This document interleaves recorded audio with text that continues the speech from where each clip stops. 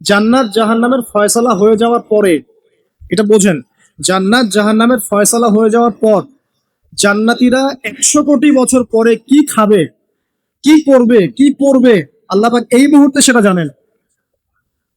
ঠিক একইভাবে জাহান্নামীরা জাহান্নামে যাওয়ার শত কোটি বছর পর তাদের কি আযাব হবে, কি পানিশমেন্ট দেওয়া হবে, ওদের অবস্থা কি হবে, আল্লাহ পাকে এখনই সেটা দেখতে পারেন। তা আমরা তো আল্লাহকে চিনি না, এই কারণে আমরা আল্লাহর বিরোধিতা করি, তার নবীর বিরোধিতা করি, ইসলাম কোরআন হাদিসের বিরোধিতা করছি। আমরা তো আল্লাহকে চিনি না। আল্লাহ পাক বলছেন ইয়ালামু মা বাইনা আইদিহিম ওয়া মা খালফাহুম, সামনে পিছনে যা আছে, অতীত বর্তমান ভবিষ্যৎ সব আল্লাহ পাক জানেন। আল্লাহ পাকের যে মহা জ্ঞান, অসীম জ্ঞান, এই জ্ঞানটাকে কোনো কিছুই পরিব্যাপ্ত করতে পারে না।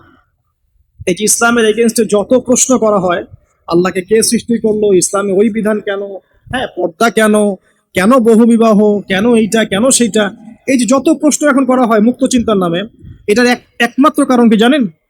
একমাত্র কারণ জ্ঞানের স্বল্পতা। কারণ তাদের ক্ষুদ্র জ্ঞান আল্লাহ পাকের বিশাল জ্ঞানকে পেনিট্রেট করতে পারে না।